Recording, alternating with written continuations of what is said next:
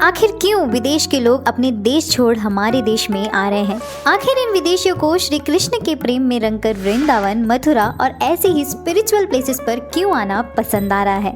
आखिर वो एक इंसान कौन है जो हर एक विदेशी को भगवद गीता और श्री कृष्ण के गुणगान गाने के लिए इंस्पायर कर रहा है? इन सभी बातों का जवाब आपको इस वीडियो के अंत में जरूर मिल जाएंगे, लेकिन इससे पहले इन 4 लोगों की कहानी सुन आप सच में दंग रह जाएंगे, जो अपने लाइफ में एक बड़ा मुकाम हासिल किया और उन्होंने वो सब छोड़ दिया सिर्फ सादगी का जीवन जीने के लिए। नंबर 1, किसी फॉरेनर्स से मिलने से पहले आप इस भारतीय सन्यासी से मिलिए। ये खबर 2018 में मीडिया के सामने आई तो घर वाले तो हैरान हुए, साथ ही जो भी इसके बारे में सुनता ही रह गया। अहमदाबाद का दिशांत पटेल नाम का एक यंग लड़का अपने लाइफ में काफी कुछ अचीव कर चुके थे। आपको बता दे, वे एक इंजीनियर थे, लेकिन उनका लगाव धीरे धीरे भक्ति भावना में लगते चले गया।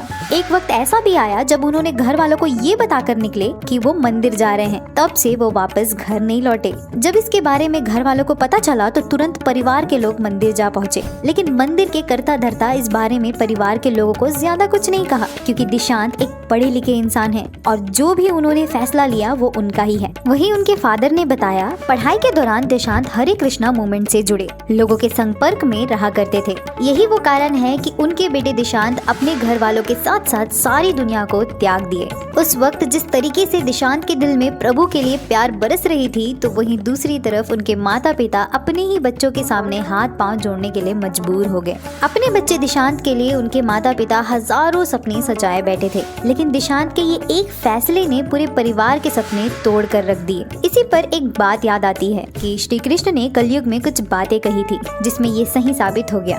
अगर किसी का संतान संत बनेगा तो माता पिता रोएंगे, और किसी दूसरे का संतान संत बनेगा तो उसे पूजा जाएगा।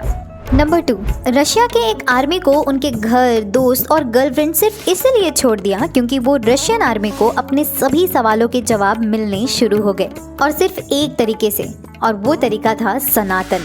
इनका भी बचपन एक सामान्य बच्चों के जैसा ही चला आ रहा था। इनकी मम्मी यूक्रेन से तो वहीं उनके फादर रशिया से, इसीलिए वो रशिया में ही रहने लगे। बड़े होने के बाद उन्होंने कमांडो ज्वाइन कर लिया। ये बात 1990 की है, तब वे रशियन आर्मी में एक्टिव थे। तभी उसी वक्त किसी सन्यासी ने एक गीता की बुक दे दी। वो बुक संस्कृत में लिखी होने के कारण उन्हें पहले तो काला अक्षर भैंस बराबर नजर आया, लेकिन वो ट्राई करते रहे। तभी उनको फर्स्ट वर्ड समझ आया, तो उसे बोलने में उन्हें 5 मिनट का समय लग गया।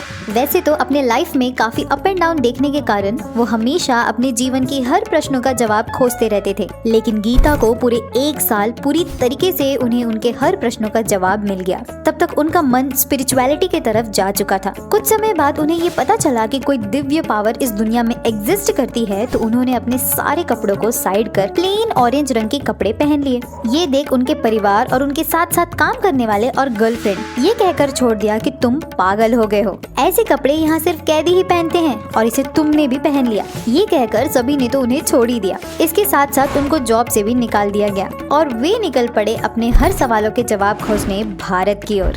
नंबर 3, दोस्तों मान लीजिए आपके पास करोड़ों की प्रॉपर्टी है और एक बड़ा ब्रांड भी है, और आपके पास वो सारे ऐशो आराम के साधन हैं जिनके लोग बस सपना देख रहे हैं। फिर आप ऐसी सिचुएशन में इन सबको त्याग कर कोई साधारण जीवन के बारे में सोच सकते हैं? जी नहीं, बिल्कुल भी नहीं। लेकिन ऐसी ही खबर कुछ दिन पहले सामने आई। अमेरिका के काफी जाने माने बिजनेसमैन हेनरी फोर्ड के पोते ने अपने आप को सनातन धर्म में बदल दिया और वो सारी सुविधा को भी त्याग दे दिए। इनका नाम तो वैसे एल्फ्रेड फोर्ड है, लेकिन जब वो श्री कृष्ण के भक्ति में डूबे तो अपना नाम एल्फ्रेड से अम्बारिश दास रख दिए। अम्बारिश दास भारतीय कल्चर से इतना ज्यादा प्रभावित हुए कि वो भारत में ही बस गए। अम्बारिश सन 1975 में ही भारत आ गए थे। उन्हें भारत और भारत के लोग इतने पसंद आए कि वो शर्मिला नाम की लड़की से शादी कर ली, जो एक इंडियन है। अब इनकी 2 बेटियां भी हैं, जिनका नाम अमृता फोर्ड और अनीशा फोर्ड है। श्री कृष्ण के साथ जुड़ने का एक सबसे बड़ा कारण इनका ये था कि उनके पास हर कुछ होने के बाद भी उनके मन में कुछ खाली खाली सा लगता था। सनातन आस्था में विश्वास करने के बाद उनके हर सवालों के जवाब और वो खालीपन भी दूर हो गया। आपको ये भी बता दे, एल्फ्रेड यानी एम्बारिश एक क्रिश्चियन है, लेकिन फिर भी भारत की कल्चर और भारत की मिट्टी की खुशबू उन्हें भारत तक ले आया। एम्बारिश दास श्री कृष्ण से इतना प्रभावित हैं कि उन्होंने दुनिया भर में श्री कृष्ण मंदिर बनाने के लिए करोड़ों रुपए दान भी दे चुके हैं। यहाँ तक इंडिया के वेस्ट बंगाल में टेम्पल ऑफ द वैदिक प्लेनेटेरियम बनाने के लिए इन्होंने 250 करोड़ रुपए दिए। इस मंदिर को बनने के लिए 800 करोड़ का खर्चा आया, जिसके बाकी के पैसे वो चंदा से इकट्ठा किया गया है।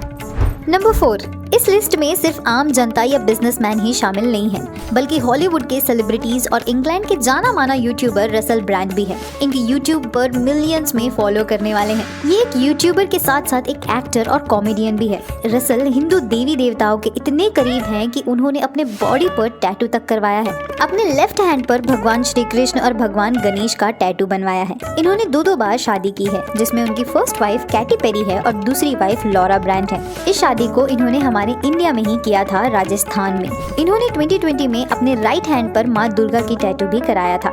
लेकिन क्या आपको पता है कि इतने मॉडर्न इंसान इतने भक्ति के रास्ते पर कैसे चल पड़े? दरअसल हुआ ये कि रसल भी दूसरे सेलिब्रिटीज के जैसे शराब और ड्रग्स के लत में फंसे हुए थे। इस वक्त काफी बुरा चल रहा था। वो अपने आप को बदलना तो चाहते थे, मगर उनकी बुरी आदतों का लत इस कदर हावी था कि उन्हें समझ नहीं आ रहा था कि वो ऐसा कौन सा काम करे जिससे कि वो इन सब चक्करों से खुद को निकाल सके। तभी उन्हें इंग्लैंड के हरे कृष्णा मूवमेंट के बारे में पता चला। ये रास्ता उनके लिए मानो एक जन्नत साबित हुआ। छोटी हैबिट्स को बदलने के बाद जो उन्होंने अपने आप में बदलाव देखा, तो वो इसे गहराई से जानने के लिए और भी ग्रंथों का स्टडी किया। स्पिरिचुअल लाइन पर आने के बाद इन्होंने नॉनवेज भी खाना छोड़ दिया और अब रसल एक सादा जिंदगी जीते हैं, जहां वो अपने आप को बहुत खुशनसीब समझते हैं। अब बात आती है कि इतने हजारों लाखों फॉरेनर्स लोगों को श्री कृष्ण के बारे में कैसे पता चला। इसके पीछे सिर्फ एक ही इंसान का हाथ है। वैसे तो दुनिया भर के मंदिरों में मुख्य पुजारी होते हैं जो अपने मंदिर का सारा कुछ संभालते हैं, लेकिन विदेशियों को श्री कृष्ण के साथ मिलने के लिए सबसे बड़ा योगदान माना जाता है। उनका नाम स्वामी प्रभुपाद है, जिन्होंने इस्कॉन यानी international society of Krishna consciousness को बनाया है। ये आज इतनी बड़ी हो गई है कि ये लगभग 16 कंट्री से भी ज्यादा देशों में इनके सेंटर मौजूद हैं, जिनके अंदर 800 से भी ज्यादा मंदिरें शामिल हैं। स्वामी प्रभुपाद ने अपनी स्टडी कोलकाता में पूरी की। पढ़ाई के बाद स्वामी जी ने अपने गुरु से शिक्षा लेकर अपने ज्ञान को प्रवचनों और किताबों के माध्यम से दुनिया भर में फैलाते गए, जिसमें सबसे ज्यादा ध्यान विदेशी लोगों का गया। यही कारण रहा कि आज विदेशी लोग श्री कृष्ण की भक्ति में लीन रहते हैं।